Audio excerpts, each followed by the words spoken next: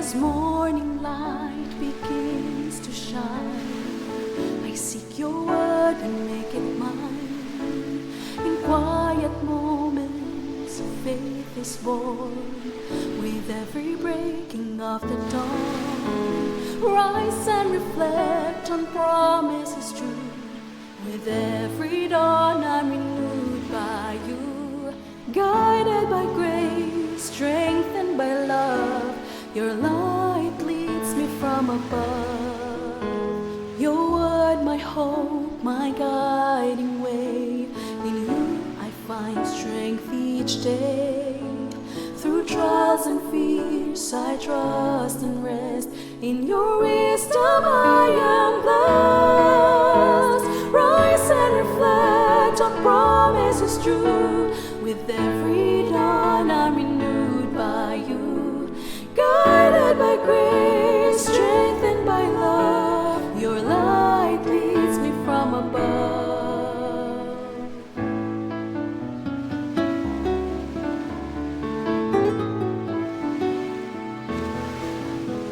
Your word, my hope, my guiding way. In you I find strength each day. Through trials and fears I trust and rest. In your wisdom I am blessed. Rise and reflect on promises true.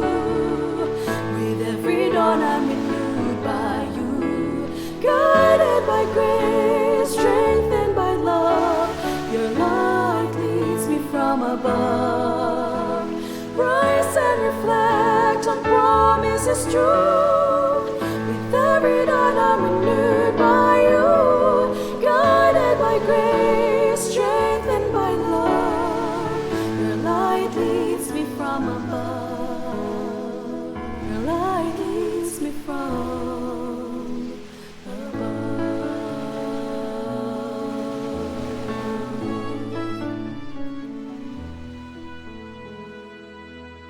Isang bago at puno ng pagpapalang umaga muli kaibigan. Ako ang iyong kaibigan, Nerio Caranza. At sa pagpapatuloy ng ating serya ng pag-aaral tungkol sa tamang pagkatakot sa ating Panginoong Diyos, babasahin natin ang aklat ng Isayas, Kabanatang 55. Ngayon po ay talatang 8. Sinabi ng Panginoon, ang pag-iisip ko ay hindi katulad ng pag-iisip ninyo, at ang pamamaraan ko ay hindi katulad ng pamamaraan ninyo. Talatang 9, kung gaano kalayo ang langit sa lupa, ganun din kalayo ang aking pamamaraan at pag-iisip kaysa sa inyo.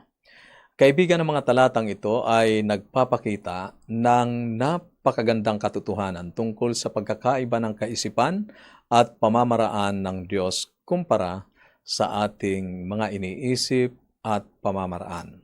Ang mga plano niya ay mas malawak, mas malalim, at mas matuwid kaysa sa ating mga iniisip. Hindi natin laging naiintindihan ang kanyang ginagawa, pero maaari tayong magtiwala na ito ay para sa ating kabutihan. Ikaw ay sumusubaybay sa AWR 89.1 FM at ito ang ating programang Rise and Reflect at muli ko pong binabati ang mga maagang nag-tune in dito po sa ating himpilan. Ganon din po ang mga nasa Facebook page at YouTube channel saan man po kayo naroon. Sa oras na ito, kayo po ay welcome dito po sa ating himpilan at dito po sa ating programa. At dito nga po sa Rise and Reflect ay pinasisimula natin ang bawat araw sa pagbabalik ng pasasalamat sa ating Panginoong Diyos, pagbabasa ng kanyang salita at sa pananalangin. At mula sa ang Bible Pinoy Version, atin pong babasahin ang aklat ng Isayas, Kabanatang 55, talatang 1 hanggang 13. O lahat ng nauuhaw, halika. Hito ang tubig at ang mga walang pera, halika, bumili at kumain. Halika, bumili ng alak at gatas, libre lang, walang bayad. Bakit kayo gumagasto sa di totoong pagkain at winawaldas ang kinita para sa pagkaing di nakabubusog? Makinig kayong mabuti sa akin at kumain ng masarap at mag-enjoy kayo sa maraming pagkain. Makinig kayo at lumapit sa akin. Makinig para mabuhay kayo ng matagal at gagawa ako ng walang hanggang kasunduan sa inyo. at ipapakita ko sa inyo ang wagas kong pagmamahal na pinangako ko kay David. Tingnan niyo, ginamit ko siya para ipakita sa mga bansa ang power ko. Isang leader at commander sa mata ng mga bayan. Tingnan mo, tatawagin mo ang mga bansang di mo kilala at ang mga bansang di ka kilala, magmamadaling pumunta sa iyo dahil kay Lord na iyong Diyos, banal na Diyos ng Israel, kasi pinarangalan kaniya. Hanapin si Lord habang nandyan siya, tumawag sa kanya habang malapit siya. Dapat talikuran na ng masama ang mga gawain niya at dapat magbago na ng isip ang taong di matuwid. Magbalik siya kay Lord para kaawaan siya. Bumalik sa Diyos natin dahil sobra kong magpatawad ang Diyos. Talagang iba ako mag-isip sa inyo. Yung mga ginagawa ko, iba sa ginagawa nyo, sabi ni Lord. Kung gaano kataas ang langit sa lupa, lalong mas mataas ang mga paraan ko kesa sa mga paraan nyo. At lalong mas mataas ang mga plano ko kesa sa mga plano nyo. Totoo ngang bumabagsak ang ulan at snow mula sa langit at di bumabalik doon hanggat di nadidiligyan ng lupa para sumibol at tumubo ang mga halaman. Nagbibigay ng seed na itatanim at tinapay na makakain. Ganon din ang salitang galing sa akin, hindi ito babalik sa akin ng walang napala. Tutuparin ito ang plano ko at mangyayari ang bagay na sinabi ko. Masaya kayong aalis at safe kayong ililid. Ang mga bundok at hill sa harap nyo kakanta sa saya at lahat ng puno sa bukid papalakpak. Instead ng mga tinik, mga puno ang tutubo. Instead ng mga damo, dadami ang mga puno. Tanda ito ng karangalan ni Lord, sign na di mawawala forever. Matuto sa paraan ng Diyos. Hindi lang karamihan sa mga tao ngayon ay kulang sa tamang pagkaunawa o pagkatakot sa Panginoon. Pag sinabi nating takot sa Panginoon, ito ay makadiyos na takot, paggalang, pagsamba, pagpipitagan. Ngunit dumadami rin daw ang bilang ng hindi naniniwala na ang Diyos ay umiiral. Sa isang pag-aaral noong 1960 ay nagkaroon ng survey at kanilang natuklasan na 78% ng mga Amerikano ang naniniwala sa Diyos. Ngayon, ang bilang na yon ay bumaba sa 81% at 68% lamang sa mga young adult na may edad na 18 to 29. Parang maganda na ring pakinggan. Ngunit kalahati lamang ng kabuuan na yan ang nag-iisip na ang Diyos ay nakikinig o tumutugon talaga sa ating mga panalangin. Sa talatang 9 ng Isaiah sa kabanatang 55, ang sabi rito ay, sapagkat kung paanong ang langit ay higit na mataas kaysa sa lupa, gayon ang aking mga pamamaraan ay higit na mataas kaysa inyong mga pamamaraan. Kaibigan, bakit nararapat na matakot o magbigay ng pinakamataas na paggalang at pagsamba sa Panginoon? Sapagkat ang kanyang mga pag-iisip ay higit sa ating mga iniisip at ang kanyang mga paraan ay higit sa ating mga paraan, sang-ayon sa talatang 8 at 9. At siyempre, sapagkat siya ang pinakamakapangyarihan sa lahat, Diyos na lumalang at may-ari ng ating mga buhay. Ito ay inilalarawan din sa kanyang pangangalaga sa sansinukob, sa kanyang nilikha sa talatang 10. Sa makatuwid, ang kadakilaan ng Diyos ay hindi isang nakakatakot, ngunit isang kamangha-manghang katotohanang nagbibigay inspiration sa mga mananampalataya. Hindi siya isang Diyos na malayo. Hindi siya isang Diyos na walang malasakit.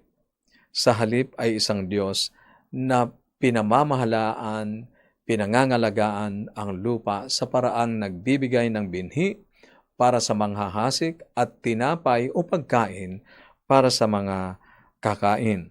Siya ay dakilang taga-suporta, sustainer, hindi lang sa ating mga pangangailangan, kundi ng ating buhay mismo. Ang ating paggising ngayong umaga, ang buhay na ating taglay ngayon ay buhat sa Kanya, Kanyang ipinahiram. Kaibigan, ang kadakilaan ng Diyos ay nangangahulugan na ang kanyang salita ay hindi nagbabalik ng walang laman o hindi effective, sang-ayon sa talatang 11. Kaya nitong tuparin ang ating mga dalangin, ang ating kahilingan, at makamit ang ating mga layunin. Only the sovereign Lord ang makagagawa ng gayong garantiya. Ang gayong kapangyarihan ay lampas sa ating pangunawa at kakayahan. Dapat ba tayong tumalikod o tumakas mula sa ganong kamanghamanghang Diyos? Hindi. Dapat tayong lumapit at sumamba ng may pinakamataas na uri ng pagsamba. Dapat natin siyang hanapin at tawagan. Sa talatang 6, sa particular, dahil ang Diyos ay banal at mapagmahal, dapat tayong magsisi sa kasalanan, bumaling sa Kanya, at tanggapin ang Kanyang awa at kapatawaran sang-ayon sa talatang 7. Kaibigan, ng mga kamanghamanghang katangian ng Diyos, tulad ng Kanyang kapangyarihang lumikha mula sa wala at magbago ng buhay, at ang Kanyang mga personal na katangian tulad ng pagmamalasakit, pagmamahal, pag-ibig ay lahat walang hanggan na higit sa ating pangunawa. Kahit hindi tayo kaibig-ibig, gayon na lamang ang pag-ibig ng ating Panginoong Diyos na Kanyang ibinigay ang Kanyang bugtong na anak. Ito ang dahilan kung bakit ang tamang pagkatakot, paggalang at pagsamba sa Panginoon ay magdala sa atin ng tamang takot, kasama ng pagmamahal, pagsunod, pagtitiwala at pagkatuto sa Kanyang mga kaparaanan. Kaibigan, may mga bahagi ba ng iyong buhay ngayon na hindi mo nauunawaan, ngunit tinatawag kang magtiwala sa Diyos? Handa ka bang isuko ang iyong paraan para sundin ang Kanyang kaparaanan o kalooban? Paano mo mas mailalapit ang puso mo sa paniniwala na laging mas mabuti ang plano ng Diyos kaysa sa ating mga plano? Para sa iyong comment and reflection, maaari kang mag-text sa ating mga numero 0917-1742-777, 0917-1742-777, at sa 0918-9447-891, 0918-9447-891. At sa pagkakataong ito, inaanyayahan ko po kayo na samahan kami sa pananalangin. Tayo po ay manalangin. Panginoon naming Diyos, bigyan mo po kami ng pusong handang makinig sa iyong katotohanan at matuto ng iyong mga daan at kaparaanan, ng pusong bukas sa iyong kalooban, at kami po ay maging masunurin sa inyo pong mga kautusan. Opo, Panginoon, ang iyong kapangyarihan ay lampas sa aming pangunawa. Ngunit ang iyong pag-ibig at awa ay patuloy na ipinararanas niyo sa amin, na nagbabago ng aming mga puso upang sumampalataya at tumugon din ng kapwa pagmamahal at pagsunod sa inyo. Amang banal ngayong umaga, akin pong itinataas ang mga dalangin at kahilingan ng amin pong mga mahal na tagapakinig. Mayroon po silang iba't ibang mga pasanin sa buhay. Alam niyo po, Panginoon, ang kanilang kalagayan at ang kanilang pangangailangan. Ipinapakiusap ko po, Panginoon, na sa inyo ay masumpungan nila ang kapayapaan, katugunan sa kanila pong mga dalangin. Maraming salamat po na inyo pong diringgin ang aming panalangin ngayong umaga, sapagkat ito po ay aming hinihiling sa pangalan ng aming tagapagligtas na si Jesus. Amen. Amen. Muli, ako po ay taos-pusong nagpapasalamat sa inyo pong walang sawang pagsubaybay dito po sa ating himpilan, AWR 89.1 FM, at dito sa atin pong napakaagang programa. Kayo po ay palagi kong nakakasama. Maraming salamat sa inyong pagsubaybay. At nais ko pong ihandog sa inyo ang isang napakagandang aklat na may pamagat na pag-asang Daig ang Bukas. Ito po ay mawapa sa inyo kung inyo pong ipapadala sa amin ang inyong kompletong pangalan, address at contact numbers, lalong-lalo na po ang mga nasa Facebook page at YouTube channel. Kayo naman po na nasa radyo at nakikinig ngayon, sumusubaybay, ang atin pong mga numero kung saan pwede nyo pong ipadala ang inyong kompletong pangalan at address para po sa mga libreng babasahin at sa katanungan o kaya po ay mga paglilinaw, maaari po kayong mag-text sa ating numero 0917-1742-777, 0917-1742-777, at sa 0918-944-7891, 0918-944-7891.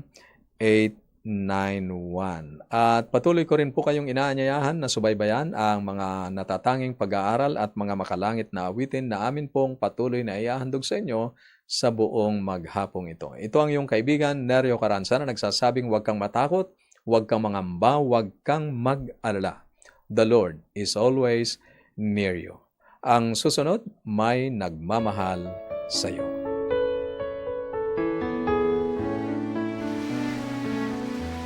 As morning light begins to shine, I seek your word and make it mine. In quiet moments, faith is born. With every breaking of the dawn, rise and reflect on promises true. With every dawn, I'm renewed by you. Guided by grace, strengthened by love, your light leads me from above. Your word, my hope, my guiding way. In you I find strength each day. Through trials and fears I trust and rest. In your wisdom I am blessed. Rise and reflect on promises true. With every dawn I'm renewed by you. Guided by grace, strengthened by love, your light leads me from above.